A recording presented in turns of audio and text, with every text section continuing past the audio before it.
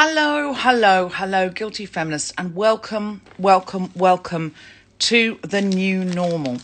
Today, our special guest is Sarah Keyworth, and I'll get her on when a few of you arrive. In the meantime, this is brought to you by Simply Nude Cocoa and Cashew Bars. And they don't know anything about it, but it is brought to you by this because that is what I am now surviving on at this time in the afternoon. If I didn't eat this, I was going to faint. So when I say it's brought to you by them, I'm literally talking about the energy powering my body. They've no idea that I'm advertising them. But Simply Nude, if you would like to send me a box of these, because I live indoors now and I can't go out very much, that'd be awesome. Get in touch.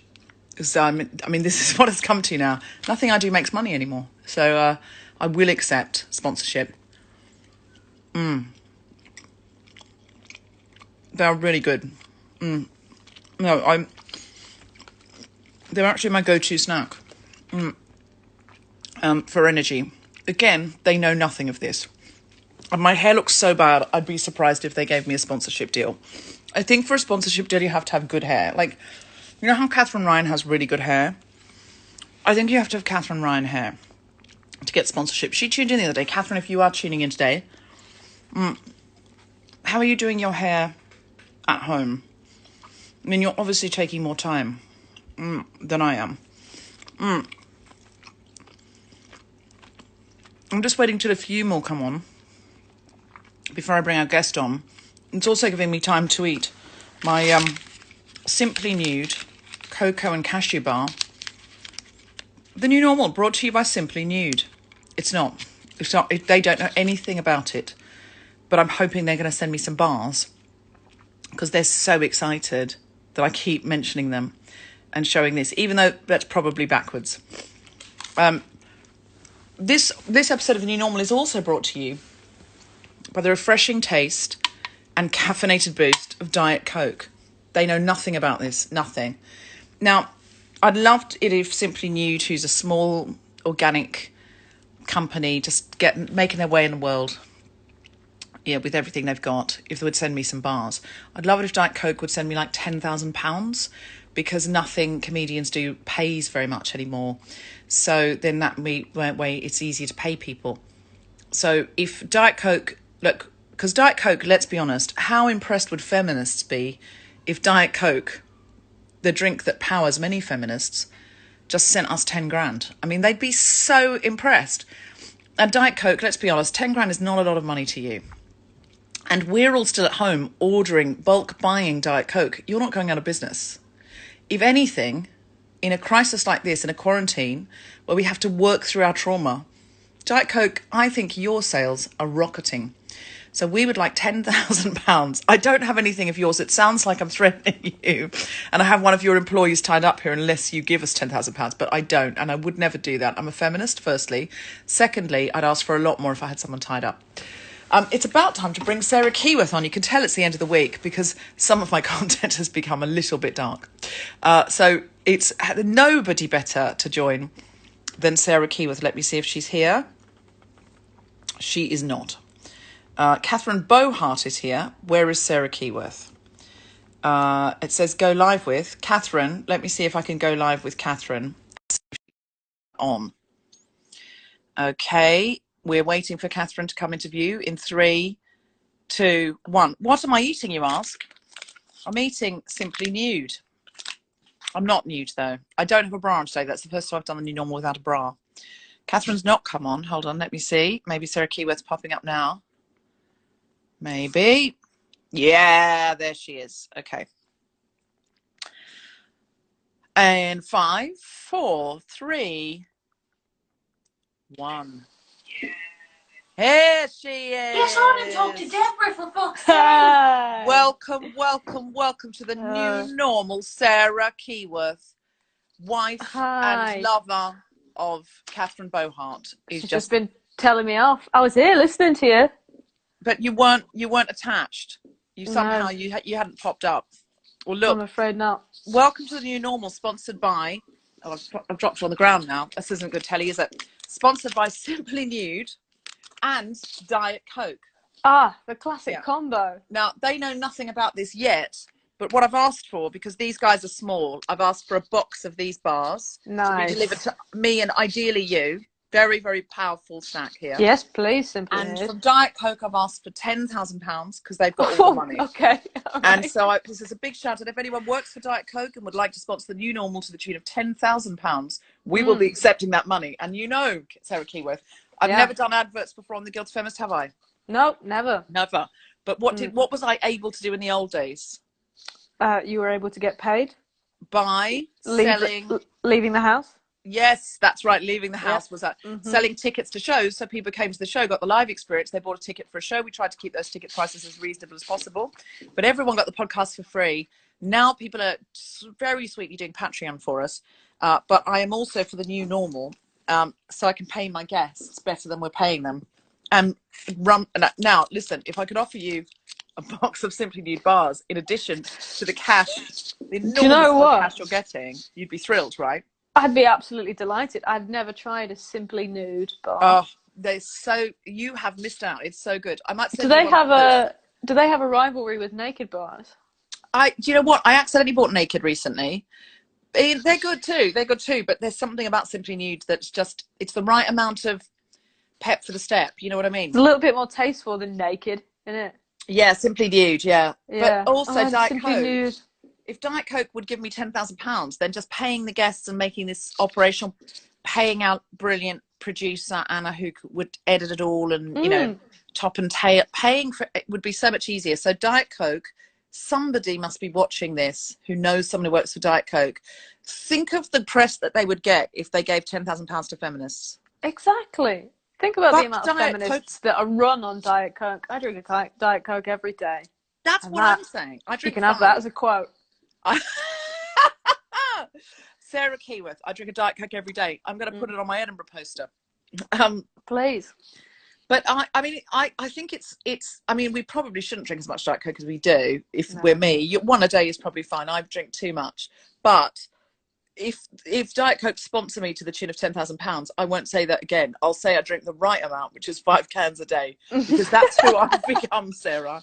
Oh my God! Yeah. Oh dear, that's impressive. I've taken to. So back when we were allowed to leave the house, Catherine was quite partial to a oat milk iced mocha. Oh. And I've recently mastered them at home. Which felt like a real achievement in these troubled times.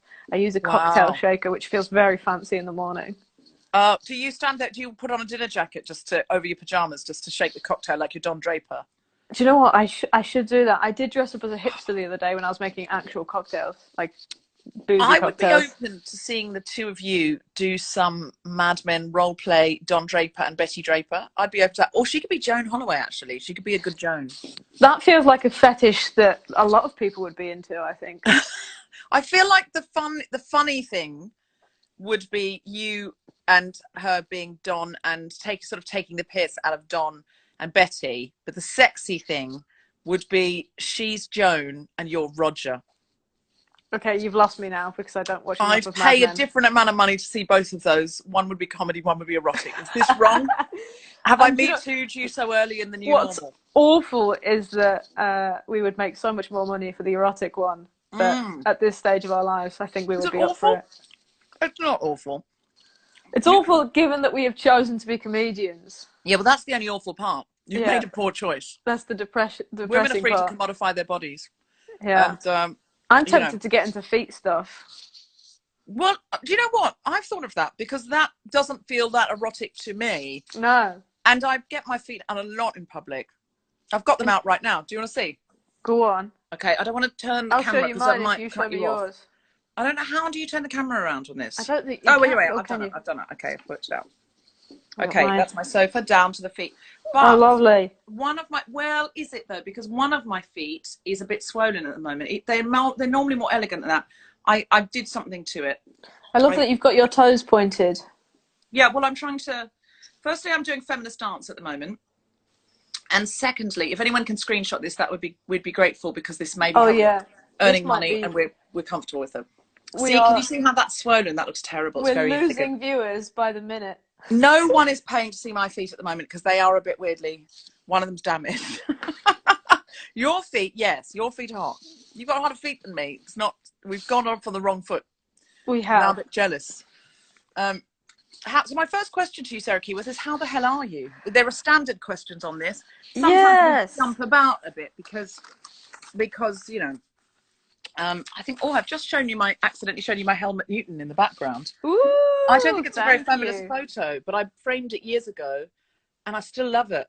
I think it's feminist. She's feeling herself there. It's all about the male gaze, though. It's because he's put himself into the photograph. He is behind her, fully clothed, photographing her. We can see her front and back in the mirror, and his wife is on the side looking on. Do you know what? Do you know what we'll say? You've reclaimed it. I love that. On the wall of Guilty Feminist. I've got another. I normally ask that. I'm really, really, really. I've missed the turn off already today, Sarah. I'm so tired and a bit hysterical. But I'm going to show you this. You're meant to show me things, to be honest. But I'm just going to do it because I want to see it. I want to see it. Okay. This is a Vietnam poster that says "Girls say yes to boys who say no," and it's 3 hippie girls, one of whom is Joan Baez. Amazing. And the idea of the poster is you're going to get laid if you refuse to go to Vietnam. If you are a conscientious objector. I love that. It's pretty cool. Again, I don't know how feminist it is. But it's the way to keep the peace. No, but it's the women are making the choices, right? Well, I know, but there's a lot of analysis to be done on that piece. But I think because it's Joan Baez, I think it must be feminist. There's like a Greek play called Lysistrata, in which the women offer sex to stop the men fighting. I think they withdraw sex. Yes, that's when the men fight. Yes, but it's interesting that you've turned that to offer if we stop, when it's really withdraw if you continue. You're a glass half full type of soldier, aren't you? I am. I'm an optimist. Yes. I did a production of that at the Edinburgh Fringe Festival when I was about 17 years old, but we modernised it so that it was the women who marched to Greenham Common to protest against the use of nuclear weapons. And were they holding out and putting out? Yeah, they were holding out sex. It was a musical. So you sing a chorus of any song in that show? Oh God! Okay, let me try and remember. Oh, there was a guy called Jack Quarton, wonderful singer. I want to give a shout out to him. Very talented man who wrote all of the songs for the musical, and he had one scene where he was a man who came to the women to try and beg his wife to come and have sex with him, and these men had massive erections in the show, which were made out of plastic bottles. Sponsored by Diet Coke. Yes. Big plastic continue. Diet Coke bottles, and it was pre the big movement against plastic bottles, so we were okay. And also we were repurposing them for our penises, so so better to be doing that for the environment. Yeah, exactly, than lobbing them in the sea. Such poor television, but I'm just plugging it in. Sorry. And the song that he sang when he came to his wife was the lyrics were, "It's been hard, so hard without you. It's been long, so long. Oh, thinking of you." All the things, something like that. Something is very euphemistic and very funny. Please tell me that at some point, schlong on rhymed with common, as in Greenham. Strap a schlong on for the girls of Greenham. Come on. If you'll stop the bombs on. I don't know. I feel like there's. I don't know why I'm not a lyricist. I'm wasted. If we reboot the musical, there's room for you to do a rap, I think. You know what? You're my favourite guest I've ever had on that now, because you've seen my talent. You've looked into my eyes and you've seen who I really am. Wouldn't that be incredible if you're watching this musical and then suddenly Deborah Francis White from The Guilty Feminist is there? The crowd goes mad. Suddenly she's rapping. She's rhyming schlong on with come on. Can I just tell you something, Sarah, that will surprise you? We did, for the anniversary of of some women in this country getting the vote in 2018, we did a show at the Palladium, and we commissioned for some very brilliant composers, Oma Rose and Mark Hodge, and some fantastic rappers, Oracy and Roxanne. And then they brought in a company, they assembled a company together, a short musical called Suffrageddon, which we're still planning to extend at some point when we get our ducks in a row, and funding and all of that sort of stuff. It was so brilliant, but they asked me, because it was the big opening of the second half of this big Palladium show. It was before I knew you. And I love how you said that, like, and that's why you went there. That's the only reason you weren't invited. No, I understand. So anyway, they said to me, we've got a part for you because we think the audience is going to want, it to feature Deborah Frances-White because it's a Guilty Feminist event. And I said, what part am I playing? Because it was, the sort of premise was a sort of yes and of Hamilton, the story of British women then told by British women now. So it was all women of colour. And I said, what part do you want me to play? Which Pankhurst? And they said, we want you to play the men of the House of Commons, the whitest role in the show, which I thought was actually absolutely appropriate and right as it should be. Yeah. So I had a rap, sure, because it was a very rap-based event. Rap-based event, that's how I spoke of it. And that's why hip-hop is my natural milieu. And it was so good. It was so good. It got 2 or 3 standing ovations the first time they did it. It was only like, we asked for 8 minutes, they gave us 11. It was all costumed and choreographed. It was amazing. Wow. Anyway, when I came out, I did my bit, and I was allowed to have a book because I was the men of the House of Commons. So I was sort of referenced because they'd all rehearsed it a million times, and I'd only been able to rehearse it like twice. Afterwards, so I did my rap, and then at the end of the show, we all went to a bar. And everyone was talking about Suffragette more than anything else in the show, more than all the comedy and all the acts. And we had sketches, we had everything. And it was all brilliant and everyone had loved everything. But what everyone was talking about was Suffragette. And I referred to, and I remember there were like important people from Channel 4 there, and my agent was there. And a very good friend of mine who's a brilliant, brilliant actress, Olivia Poulet, who was in the thick of it. I said, I bet you never thought you'd see me do hip hop at the Palladium. And she went, was what you were doing hip hop? And I said, yeah, I was rapping. And she went, Deborah, other people were rapping. What you were doing was speaking clearly. Yep. In front of all these impressive people. I went, what? And she went, she said, no, I heard every word. You articulated so beautifully. And it was she said, vocally, you're excellent. And I heard every single word of that rap. And I had basically done the Rada rap.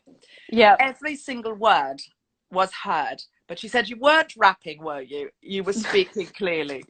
It was very, very well said, which is not what you want to hear about a rap. No. And since then, I have reprised that role on any number of occasions in huge venues. Actually, we've done that that show, and we want to extend it. But I feel like if it goes into the West End, which we hope at some point it will, I will be replaced by somebody who will rap rather than speak clearly. I feel that day coming, and I'm ready to fall on my sword. I'm not going to fight. I think the only respectful thing to do would be to get a DFW lookalike. I mean, Sarah, would you be interested in speaking clearly / rapping? I think you'd be great. Absolutely. I would be honoured to play you playing the men of the House of Commons. It's only a matter of time. You know what? I was born for that role. It makes perfect sense. I mean, if I can get to see any of that fanfic acted out Mad Men content from you and Catherine Bohart, that role is 100% yours. Catherine and I sometimes, I don't know why this started, but we sometimes we improvise a musical about a pube. A pube. Wow. It's a pube that doesn't want to be a pube anymore. It wants to be a star.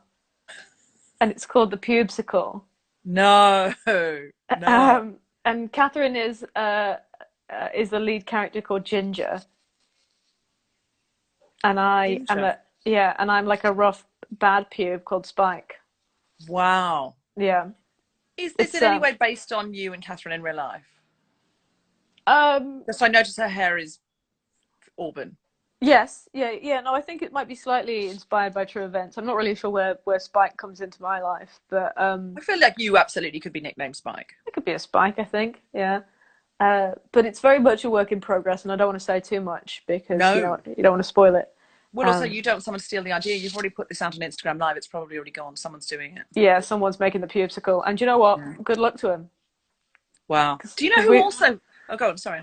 Because we've been pitching it out to people and nobody's buying. Listen, if they steal it, it just brings home how brilliant you two are. Again, absolutely. If it needs to be brought home again, which it doesn't. Do you know who else is nicknamed Spike? Very famous person who's nicknamed Spike, and for years insisted on being called Spike. Apparently. Oh, nicknamed themselves Spike. And just wanted to be known as Spike. Whenever he was introduced to people who's super famous, he'd be like, no, call me Spike. When they tried to call him, okay, I'll give you his name. His real name is Harry, and he's a youngish man, and Prince Harry. Yes. Really? Oh God, that screams! I'm trying to be a little rebel. Yeah, but I mean, you can understand. Oh no, yeah. I mean, I'm no royalist, but my heart always breaks for those boys because that's not their fault, is it?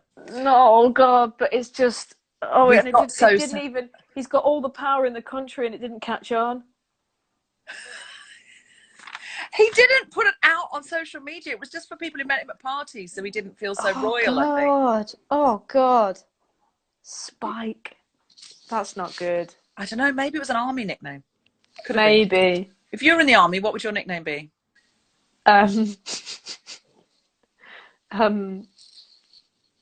Tiny Tears. Tiny Tears? Yeah, like the little baby that cries all the time. Oh. Mine would be conscientious objector because I would refuse to fight.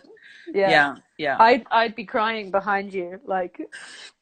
We would be useless in the army. We abstain.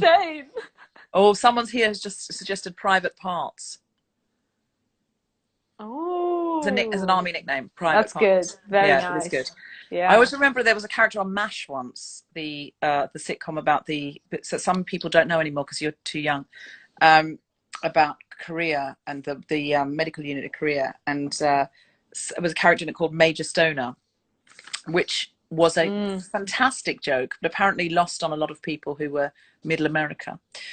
I'm meant to be asking you questions, and I've asked you nothing. I'm having a lovely time, though. I mean, we are having a lovely time. It's a real Friday one. This is what happens on Friday. Yes, it's casual Fridays. It's so it's I've literally not worn a bra Friday. I haven't worn a bra in years, Deborah. I know, but I feel I want to. I like to be perky. Well, I realised the day I stopped wearing bras, I sort of looked down at myself and I realised that putting a bra on each day was actually taking the piss out of myself. It just doesn't do anything. There's just no point. It's just I was just going through the motions of putting a little bra on. A little bralette. Yeah. Bralette top. Waste of time. So that might answer the first question. How the hell are you? Braless. Braless. The second one is, has this crisis given you any new I'm a feminist parts? Yes. Can we hear one? I'm not proud. No, we never are proud of I'm a feminist parts. That's the point. They're sort of confessionals. They're exfoliated confession. I'm a feminist, but currently every time I see a woman with a yoga mat in the park, I want to call her a basic bitch. Oh, wow. Yeah. Wow. Well, we're not meant to be doing yoga in the park. Exactly. That's it. She can do it the rest of the time. But right now, it's not essential. That is not essential exercise. Essential. No. She's not even she's sunbathing. She's having a lie down. That's what she's doing. You're not meant to be doing that. We're not meant to be doing that. She's having a lie down, and occasionally she does a sun salutation. She's doing a downward facing dog and a hell of a lot of Shavasana there. Shavasana. Absolutely. And she's just trying to ward off the police with an occasional downward dog. The police will move you on for anything. In Primrose Hill, there was a man miles from anyone just hitting a ball around with his little boy, moved on. Some kids running around, moved on. You can walk to the park, through the park, then you've got to go home. Yeah. They're very, very, very strict. And which I do understand. If everyone breaks the rules, then we'll just be spreading corona. But they could be more charming about it, in my opinion. What are your coping strategies? The police are lacking charm. I agree. They're fucking lacking charm. And I tell you, I mean, they really, really are.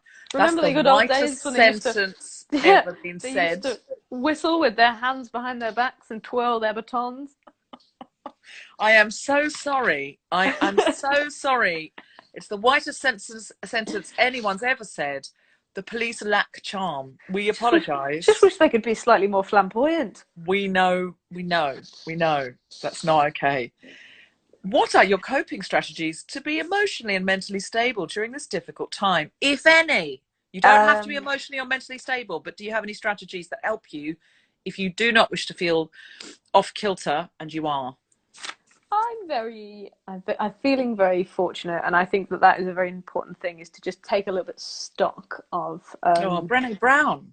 Yeah, like what you do actually have that is good, because sometimes I do, you go up and down in this situation, as you would do it over the course of 3 weeks in normal life, like you're experiencing all the same emotions you would over a 3-week period, but we're just looking at the same rooms and people. I do think we're experiencing some more intense emotions as well. Yes, the undulations are normally here unless we've got personal trauma, but now we've got this global trauma for humanity, and the undulations seem to be like that now. It's extreme, yeah. And if anybody had any tendencies to catastrophize or feel very anxious, then all of the I feel personally attacked there, Sarah. Thank you. I'm so sorry. If anyone had any tendencies in life to catastrophize, anyone? I'm not naming any names. But you are pointing your finger at me. I like to irritate Catherine. That's a good... Nice. Yeah, I've been I have seen some revenge videos where Catherine wakes you up with a banana near your face or something. Yeah, she's trying to start this thing where she, in revenge for me irritating her every day, she wakes me up in a various, which is actually very unpleasant. Actually, she did this thing where she got a foghorn on her phone and played it next to my ear, but it just sounded like a big fart. Oh God! And I didn't know what that was about. And it just makes me jump, and I'm very grumpy in the morning, so it's kind of an ideal time to upset me, wreak havoc on your life, and it has done that. But she is very easily irritated, so all I've been doing is asking her what she's doing every day, and I take a little video and I go, "What are you doing?" If you're taking a video, that's different. And then all I do, I'm just a lovely girl going, "Oh, how are you? What you up to?" She's so easily irritated.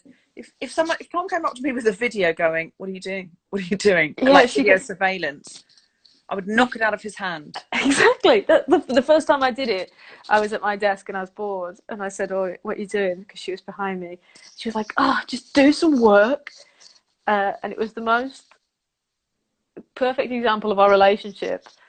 That I thought, you know, I'm just going to keep going and see how she reacts to this every single day. Nice. And she doesn't take it well. So your coping strategies are basically to wind up Catherine. Interesting. Mm-hmm. What are you surprised by your own behaviour, your own emotions, or your own revelations, or even humanity? How human beings or British people around you are coping with this?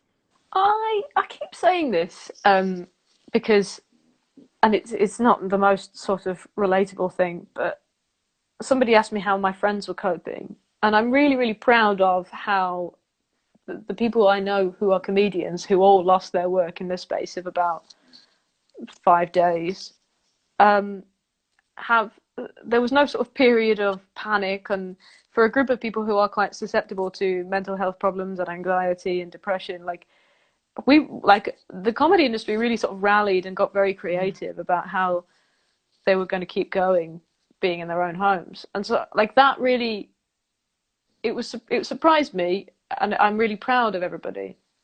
The blitz spirit of the clowns, basically. Of the clowns, yeah. The clowns have really shown their true colours. Send in the clowns. You can't. They've got to stay at home. Mm-hmm. Send in the clowns via live stream. Zoom in the clowns. Yeah. Zoom in the clowns. Don't worry, they've streamed. That needs to be on your album. I mean, I'm assuming you're making an Deborah album now. Right after MC DF Dubs Speaks Clearly. Mm-hmm. Yeah. We heard every word. Drop a beat. I'm about to speak clearly. Do you have any routine, Sarah? Yes. I have a very strict drill master. I've seen some footage of that as well. Who gets me up via bananas and shoes and foghorns in the morning.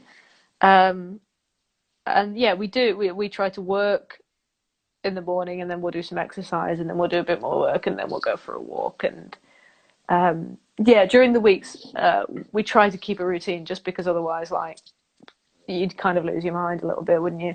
Yes, yes. Well, I hurt my foot as covered, and that's why my foot is less sexy than it is usually. And I can't go for a walk in this glorious sunshine, and it's balming me out, but I've got to keep off it. Yeah. But I genuinely do feel the British weather is taking the piss, because this is normally on a long bank holiday Easter weekend. What would it be like? What would it be like? Have you ever seen a better, like, March, April time? It's taking the piss. It would normally be a drizzly old Easter weekend. It couldn't be better weather for Primrose Hill. It's honestly a fucking joke. It's beautiful out there. It's taking the actual piss, and I was tempted to take my yoga mat out to the park. You know? I mean, I would then like to nominate that the T-shirt that is made in your name, you get the profits of, is Basic Bitch. It can't be, because it's not a feminist T-shirt. No, it's not a feminist T-shirt at all. Yeah, I don't know if you know this, but every single day, something that the guest says gets turned into an iconic T-shirt with their name on it and stay at home. And the profits from the merch store go 100% to the artist. That's you in this case. And so if people buy your T-shirt, you get the money, which is very, bless the merch store for doing that. And Hannah at the merch store watches every day in order to find a catchphrase, something funny that you've said, or something that's become a bit of a joke, so that the viewers who watch it will want to buy it. So can I please have drop a beat? I'm about to speak clearly. Oh, that would be good. Yes, actually, that's quite good for feminism and for quarantine times. Yeah. Or please don't steal my pubesicle. I'd be also okay with either of those, Hannah, if you're watching, which I know that you are, so very dedicated. Hannah at the merch store, thank you. Have you read any good books lately? Anything to share? And also you could add in films, bingy shows, anything that we can do without hands and idle minds. Do you know what? Allowed to go to the pub. Catherine and I have just binged, and I don't often binge watch things, but we just watched a Netflix show called Sunderland Till I Die. Wow. And it's a documentary about the Sunderland football team and the culture of the city and what the football team means to them. Wow. And it starts there's two series, and the first series starts with them being relegated out of the Championship into League One. And as somebody who doesn't know that much about, I love watching football and I like playing football, but I don't know a huge amount about the logistics of all of the leagues and everything. It was so fascinating, and there's a lot of stuff about, like, the mental health of the players and the pressure that is on them, and just the working class town and everything. Like, it's just such a fascinating watch, which is quite surprising, because we sort of put it on and I was like, oh, I don't know, I'm gonna like this, and then it was amazing. I'm going to check that out. Could I also recommend Elizabeth Day's book, How to Fail? That is a great one, especially for now, because I think we're all feeling very much like, what am I in control of anymore? And what can I do? And all of the things that we're good at, and we get where, as Jade Adams said on this show, where we get our confidence from are wobbling, because, if you feel like it could even just be being, a good friend, you suddenly think, hold on, how can I be a good friend if I can't see my friends? And you have to recalibrate what's a good friend. Yeah. Am I FaceTiming you all the time? Am I doing that too much? Everything. Am I a good comedian? Well, I know, because I go out and do a great gig. And if I do a bad gig, I then think, right, I've got to go and do another good gig. So I prove to myself that I'm good at this. And when there are no gigs, I think your confidence can wobble. And I think How to Fail could help with that. She does a great podcast, and there's a book of it. And I will make a story of that and Sunderland afterwards. And we'll do a swipe up, so you can buy it at Blackwell's, because they are great bookshop, and they pay their tax. I've listened to her podcast. It's very good. It's really good, isn't it? And there's a really, really good one at the moment about happiness. There's a couple of really good ones about happiness, and I think at the moment people are sometimes struggling with who we are and what we do, and is everything going to fall apart? And I think it's really, really useful. By the way, someone called Daisy asked if I was high. The answer is I'm not high. It's just the end of the week. Yeah. And I'm high on quarantine. She's high on feminism. It's a combination of feminism and quarantine. And Diet Coke. It's feminine. Fementine and Diet Coke. Does my face look swollen? I feel like my face looks slightly odd, but it could just be I've stared into the screen too much today. No, I think, you've maybe just looked at your own face for too long. I suspect that's what it is. And I really try not to look at myself on these things, but sometimes you see it. Indeed. High on feminism and Diet Coke is my brand. Oh, that could be a T-shirt too. Oh, that's great. I don't get a T-shirt. Only the guests get a T-shirt, as is right. Any pets, costumes, or eccentric relics you'd like to show us? Anything in the house that you'd like to? Oh, do you know what? I could show you that has been my. So whilst I've been watching Sunderland Till I Die, I've been working on this, and I got it for my birthday. My birthday was on Monday, and I got a Lego Harry Potter night bus. Can you see it there? Oh wow! Turn around on the side. It took me 3 days. Pull back so we can see it, and can you pan across? We're like, oh yeah, there you go. There's the baby. I'm going to turn you around so I can see that? I built it out of Lego. Wow, I love it. And it's got a little Ernie, the bus driver, and it's got, oh Jesus Christ, nearly fell off the desk. That would have been a nightmare. Harry Potter's in there. So you don't want to kill Harry Potter at this precarious time in human history. Oh God, that'd be awful, wouldn't it? Because it feels like this virus might have been sent by he who must not be named. Yeah, I believe that. And if I saw Harry Potter's boss go off a ledge and him splatter out, I would stop believing in the future. That really would send us all over the edge, wouldn't it? Some children probably watch this. It's a 6 o'clock show. What kind? They're already being traumatized by not being able to see their friends, and then Sarah Keyworth comes on and kills Harry Potter live. And throws Harry Potter off a cliff. It's like a twist in the Tiger King. Yeah. Tell us, if you don't mind, and you don't have to answer this, but we find this a very popular question because it makes everyone feel relaxed that other people are having low moments. Have you had a dark thought or a low moment during this where you've really felt down, or you've suddenly catastrophized and thought, ugh, this is absolutely terrible? I felt at the start when it was all sort of, we were starting to realize that we were going to lockdown. I was feeling very panicky. I feel okay during the day and then get into bed and feel very sort of anxious and short of breath. And a lot of that anxiety comes from I'm worrying about the other people in my life, like my parents, and I have quite a lot of elderly aunts and uncles who think that they're invincible. And so there's a lot with that generation of just going, the shops are the shops though, aren't they? Yeah. No, they're not. Yeah, my parents took a bit of convincing to sort of stay at home and stuff, and I found that very difficult and got very upset about that at the start. Do you think it's revenge for them trying to get us to stay home when we were teenagers? I think so, maybe. Us going off and staying out all hours and not telling them where we were. Do you think they're sort of going, we finally got our comeuppance, now they want us to stay home? I do. It was a really weird sort of role reversal situation where my brother and I were calling my parents saying, I really, I firmly believe that you should not go to this party tonight. And it's a school night. Yeah, and my mom at one point said, "You know what? I feel like you and your brother are ganging up on me." And I was like, "This is not." Welcome to our world. They're just trying to keep you safe. Yeah. Yes, we're just trying to keep you safe. Yeah, I just love you so much. And we know best about where you should go. But all our friends are going. Yes. Everyone else's sons and daughters are letting them go to the party. Literally, my cousin, my parents live really close to my aunt and uncle, and my cousin Jack, my mum was like, Jack's letting Vic and Marilyn go.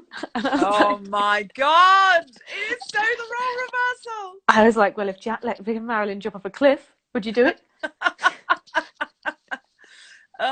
Jack. Well, then Jack's an irresponsible son. Yeah, I mean, that's all I can say. He is. If I call Jack now, will he tell me that he's allowing his parents to go? Do you want me to pick up the phone? Oh, really? And You think that? Because I talked I'll to Jack ask him an hour myself. ago. Do you want me to talk to Jack in front of you and see if he's really letting his parents go? No. Oh, maybe. No, I'm not sure he's letting them go. I just assumed. Do you have? I might be a bit high. I don't know. Maybe the neighbours were smoking something. I respect it, honestly. It's definitely secondhand. I've not deliberately. Although I tell you what I did do this morning is I have my personal training is the first thing I do. I have a personal trainer on Zoom because that is the way I get out of bed. I get out of bed when they're on Zoom. And Tom's like, they're on Zoom. And I quickly, hope Emma's not watching this. I quickly throw on my sports bra and Tom has very sweetly made me a coffee and I go out. Oh. And because that's how I motivate myself to get up. Fear.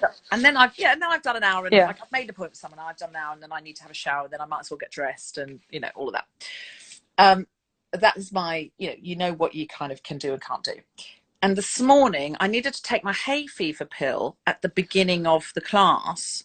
So I popped this pill and just knocked it back with the end of a glass of water that was on the bar, which turned out to be a quarter of a glass of last night's gin and tonic. Oh no! So how's my Friday in quarantine going? Very nice, thank you. Very nice. So you did a workout after a quarter of a glass of gin and tonic. Ooh. Drunk very quickly. Okay. It was actually very pleasant. I recommend it. I bet. Yeah, I think that would kind of take the edge off, wouldn't it? I think doing things a little bit drunk might be the answer in quarantine. I have to tell you this, Sarah. I'm talking so much more than normal. I have to tell you this though. I used to be, and this is true. I mean, you interviewed my husband and me on, and it is my husband and me. If anyone's going, it's my husband and I, it's not. It's and me because you interviewed me. You interviewed my husband and me. I'm the object of the sentence. I'm not the subject. Don't correct me when I'm not arguing with you, Deborah. I'm not talking to you. I'm talking about people on this who are going to be going. It's and I. It's not. I know they're correcting me in their head and they're wrong. So you interviewed my husband and me on your podcast with Catherine Bohart, your brilliant podcast, which is called You'll Do, about couples. And we talked about our relationships. You know more about my relationship than most people. And in fact, that episode is going to drop next week. On Tuesday. And very exciting. There's a lot of revelations in it. There's some big news in it. And I did trail it a little bit on our podcast last week. Anyway, the point is, one thing about our relationship I don't think I did tell you is that I feel we're a little bit smug about how we don't really drink very much. And we're not those people who don't drink. We just don't think about it during the week. We just don't think about it. I mean, on a weeknight, we just never even occurred to us to have a drink. I mean, we drink with our friends. I mean, if we were in the pub or something, we'd have a couple of drinks, sure. We just don't think about it. And I think because you are smug, I'm very resentful of you right now. Because London is one of those sort of places where people will have a bottle of wine or two a night on a school night. And we just don't think about it. Neither of us are drinkers. We're just not really drinkers, but we really can enjoy social drinks, but we're just not drinkers. Cut to quarantine. Do you think it's cocktail hour? Do you think it's cocktail 5 o'clock? 5 o'clock? Do you think it's I might have a little wine drink with stuff. I don't know what's happened. We are Londoners suddenly. This quarantine has made us drinking Londoners. So it turns out that you are big drinkers. You were just busy. I think we just weren't under the... We had the alcohol of other people. Yeah. Now we are alone and faced with our four walls and each other. We've decided... Too busy to be a drinker. We've decided it would be better if we had I think it's just to mark the end of the day, and so Tom and I become less work Deb and Tom and more fun social Deb and Tom. I think if we both had a drink, it feels more like a party. Yeah, it is good fun.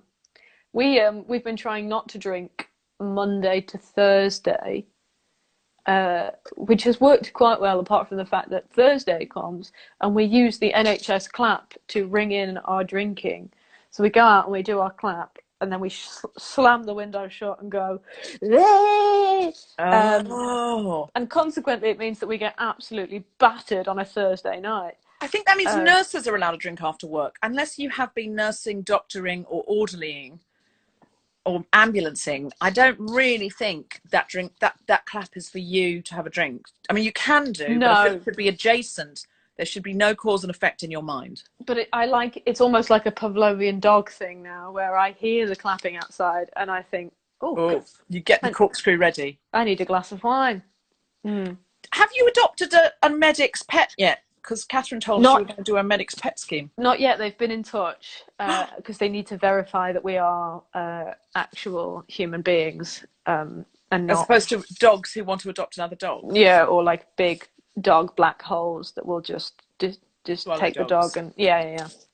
I assume that's what they're checking for. Can you make a little story about that as well as what is your piece of online feminism you would like us to do this week? Do you have an action? Ooh, I do. So my dear mother, I will make a story for dogs, by the way. Don't you worry. The world will see the dog if I get a dog. My mother is a volunteer at a food bank, and so she is currently a key worker in Nottingham, and she goes every Tuesday and Thursday. But one of the things that they have plenty of food donations at the moment, because a lot of restaurants, when they close down and things, people were donating quite a lot. But one of the things that they are in dire need of, because people are stockpiling them, is toiletries. So if you have a food bank, or even specifically a beauty bank, which just deal in toiletries, and you can donate a couple of shower gels or hand soaps or anything like that, toothbrushes, toothpaste, I do think I think that is a very important thing to be doing, because it's the thing that people don't think of when they decide they're going to donate. They'll go, I'll just give some tins or some food or something like that, and they don't think to move to toiletries. Can you make a story of your mum's one so people can support that? And then if you're watching, you can support anyone that's local to you, but it would be great to give that one a bit of a boost. Yeah, look up the Trussell Trust if you're looking at one local, because I think they're pretty much nationwide, the Trussell Trust. Yes, we've had them on before, and they're a great one to support again. Yeah. So we'll make a story of that, and if we could make a story of the people who are matching pets with humans while NHS workers work around the clock. We love that as well, because people love to do that. I was looking for it the other day and couldn't find it. Now we haven't got very long left, because they cut you off after an hour, rightly. What do you hope humanity will learn from this whole experience, if anything? I hope that it will show people that we can actually make quite dramatic environmental changes over a short period of time to change the global impact that we're having upon the Earth. Turns out we didn't need to fly to all those places. No, we don't need to fly to all those places. The fact that animals are kind of roaming free a bit more, and water is becoming clearer, and air pollution in various different cities is so much less than it was. I think it really shows that I think that it's not one of those things where people go, oh well, it'll take years and it's really hard, and how would we even do that? It's actually like we can all make. And if we had put half the flights back on that we had, that would be a huge difference. I'm sure Extinction Rebellion would say don't put on half, but even if we just went back to half and people had to wait a bit longer to fly somewhere, my thing is you should only fly to see someone you love, not someone you feel indifferently about. And we've shown that flying for work, there's very few jobs we have to fly for work anymore. We can do it all on Zoom. That's true. Nobody has to fly to Philadelphia for a conference on key performance indicators. Fly to see someone you love, not someone you don't care if you see them again. Fly to see somebody that you need to physically be in the same room as, rather than you just need to look at their face. Yeah, absolutely. Yeah. Absolutely. Think to yourself, do I want to see them in person, or do I just need to look at their face? Or do I absolutely need to for this, or is this just something, somebody's saying, in fact Rachel's saying there are flights still on, and there are some, but nowhere near as many as there were. What habits do you hope we might keep on from this, or do you think we might keep on from this? What do you think the future might look like after this? Is there anything you think we might do differently? Will we still house party on a Wednesday night? Will we still use the house party app? I really Can't hope be asked people to go to the pub. I really hope people keep washing their hands. That's a good one. It's the people that I keep thinking about people I've seen leave bathrooms without washing their hands, and I'm like, I hope this means that we all really get into hand washing. Yeah. Men say, "Oh, yeah, men just walk out of the loo all the time." I blame them mostly. I don't know why we wouldn't have been in the first place, and maybe we could dial it back so that we're not all sort of red raw, but we're not all singing the Bohemian Rhapsody. Yeah. But I think hopefully, this will lead to a slight increase in hand washing amongst those who are not necessarily inclined to wash their hands. I think it will. Yeah. But also, I think we're going to stop blowing up birthday candles on cakes because you're basically spitting on the cake. I want to invent a plastic top with candle holders. So you pop the candles on, then you pull the plastic top off. Probably not plastic because of the environment, but something top, and then you pull it off with the candles and the cakes underneath. That's my dragon's den or a idea. Little some kind of like hygienic cake hairdryer. Like what that. To kind of give them the birthday cake hairdryer. What? But I mean, I'm concerned about bleaching a cake. Well, just we need to work. Look, we'll brainstorm this offline. You know what? Yeah, okay. I got some thoughts. Finally, if quarantine was off right now, what's the first thing you'd do? What are you dying to do? Go and see my mum. Oh, that's lovely. I'd go and see my mum, have a gin and tonic in their garden in Nottingham. Nice. Yeah. Oh, and then I'd immediately go to Dublin and see Catherine's mum. Just do the rounds of the mums. Do the rounds of the mums. Oh, yeah. I love that. And that's a great T-shirt, the rounds of the mums. Yes. That's a last-minute entry. I'm doing the rounds of the mums. Doing the rounds of the mums, Sarah Keyworth. Sounds like a porno now we've put that all together. Yeah, oh God. Can I say, do you have anything to plug? And firstly, I will say you'll do the fabulous BBC Sounds podcast that Tom and I have featured on next week. But lots of other couples are on it too, and it is truly wonderful. Anything else that you'd like us to see, do look at? It's the podcast is the big thing at the moment. Yeah, we've had 2 episodes out. They're amazing. Joel Dommett and Hannah Cooper and Zoe Lyons and Cindy DeYoung are the 2 episodes out so far, but we're dropping one every week. Dropping them like your Kanye dropping an album. Yeah, hold on a minute. I'm going to drop this and speak clearly. Speak clearly. Dropping an album, speaking clearly with Sarah Keyworth.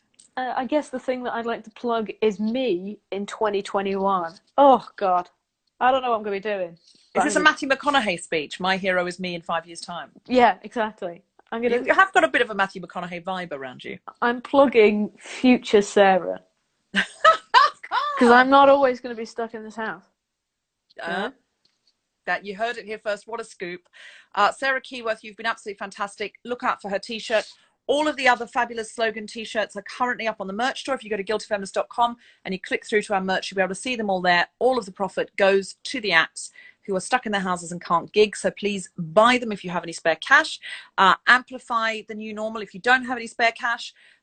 Join the Guilty Feminist Patreon if you have any spare cash. Amplify the Guilty Feminist if you don't have any spare cash. That would really help us out. And also, Sarah will make a bunch of stories which we will share if she adds the Guilty Feminist for all the things she's mentioned today. And then you can follow, you can get on board. And if you could donate some cosmetics to the Trussell Trust, she would be incredibly, incredibly grateful. And you've probably got something around the house. It's the idea is if you wouldn't give it to a friend, don't give it to them. So don't give like the end of a shampoo bottle, but if you've got some shampoo in the back that you never really used or used once and it's perfectly good and you didn't suit your hair, then please share it. Don't let it sit there. Sanitary products. You can never have too many sanitary products. You really, really can't. Sarah Keyworth, you've been absolutely fantastic. Thank you very much. Next week, my incredible guest, sorry, I'll do that bit again so you can say your thank you. Sarah Keyworth, you've been absolutely fantastic. Thank you very much. Thanks for having me. Next week, we've got all sorts of fabulous guests. They're on the story, and I will also put them in the feed. I'm just trying to think who I've got now. I've definitely got Samantha Baines. I've definitely got Juliet Stevenson. I've definitely got Sophie Duca. I am just trying to think of who else I've got. But you look in the story. I've got wonderful people every single day. We've got an amazing disability activist on Monday, which I'm really looking forward to having. Check out everybody in the stories right now, and tune in next week, 6 o'clock, Monday to Friday. Even though it's Easter Monday, we don't give a fuck about that because we can't go outside. So it means nothing to us. This bank holiday weekend means less than nothing. New normal doesn't stop for Good Friday. It doesn't stop for Easter Monday, because time means nothing. I don't give a fuck about Easter Monday on a t-shirt, please. Hannah, can you make that happen? Thank you, Sarah. Thank you to all our wonderful people for supporting us. Love you all. Bye-bye.